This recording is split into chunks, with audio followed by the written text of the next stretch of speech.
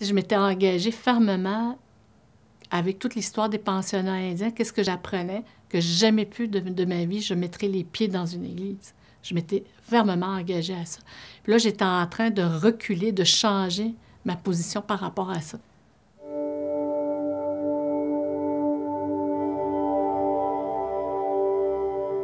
J'ai été élevée dans la communauté de Pessamit.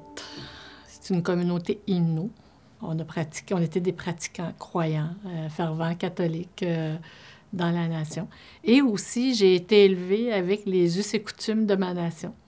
J'accompagnais mes grands-parents dans leur pratique de chasse et de pêche, de cueillette et de tout. C'est ce que moi, j'ai appris quand j'étais jeune. Déjà, dès mon jeune âge, j'étais toujours comme dans une dichotomie ou dans une dualité plutôt pour dire, tu sais, français, Innu, français, mais j'étais plus à l'aise en Innu, évidemment. Fait que quand on revenait dans notre village ou dans les écoles, ben on était... fallait faire attention à des objets qui étaient comme statiques, tu sais, qui ne bougeaient pas. Fait que ça aussi, c'était une autre dualité, tu sais. La nature vivante, l'eau qui coule, la rivière qui coule, les arbres qui dansent au travers du vent, puis versus, tu arrives dans une école, on te dit « bouge pas, reste assis, concentre-toi, ne déplace pas tellement ». Fait que, tu sais, j'étais continuellement...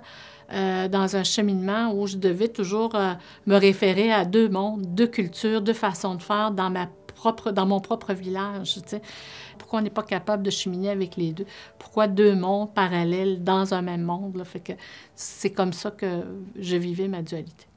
Puis à un moment donné, il y a eu l'histoire des pensionnats indiens qui sont comme arrivés, puis on n'en parlait pas au début. Et j'ai commencé, moi, tranquillement, à me retirer de l'Église, tu sais, en me disant non.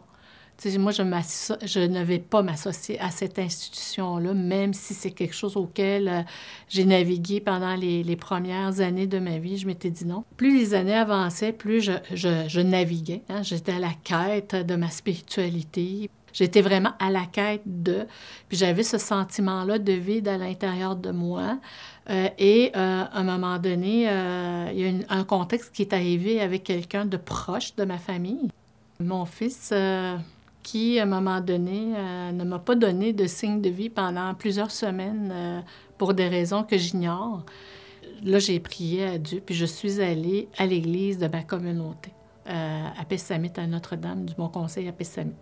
Fait que je me suis mis à genoux, puis je lui ai dit à Dieu, tu sais, à Tchemdo, je lui ai parlé, puis je lui disais, tu sais, si vraiment tu existes, puis si vraiment tu es capable de me démontrer que cet enfant-là, il est sur la terre, puis montre-moi un signe. Là, tu sais, je lui avais dit, si tu me donnes un signe, je m'engage à venir à ton chemin, à ta rencontre, à chaque dimanche.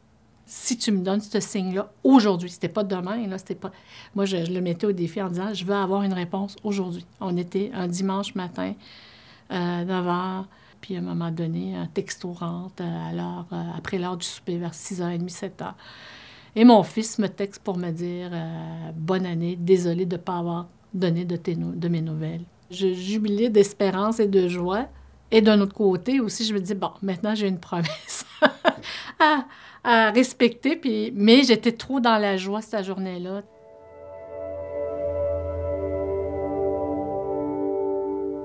Quand j'ai commencé à rentrer dans une église les dimanches pour assister aux messes, j'étais perdue. Tu sais, je me disais, qu'est-ce que j'ai fait? Quelle promesse j'ai faite là? Tu sais, jamais je vais y arriver, tu sais, d'avancer là-dedans. Puis à un moment donné, il y a quelqu'un qui m'a donné un passage de la Bible, tu sais, me disant, lis ça, ça c'est un message pour toi. On m'a demandé de te le donner. Bien, j'étais tellement surprise parce que le message qu'on me donnait là, correspondait exactement au même point où j'étais rendue quand j'ai arrêté de lire la Bible. Le même chapitre avec le même verset. Ça dit que quand tu as la foi, tu es capable de déplacer les montagnes. Fait que c'était ça, j'étais tellement impressionnée parce que, tu sais, ça parlait des montagnes, ça parlait de la nature, ça parlait de l'Esprit Saint. Là, pour une première fois dans ma vie, là, j'ai vu comme un mariage, une réconciliation entre ma culture et est-ce qu'on enseignait régulièrement à l'Église, lorsqu'on parle de la Bible, tous les enseignements qui s'y retrouvaient, je voyais déjà quelque chose qui disait « Wow, il y a une connexion maintenant forte ». Ce n'est pas une période très facile, mais on avance quand même J'ai beaucoup d'amis de plusieurs nationalités.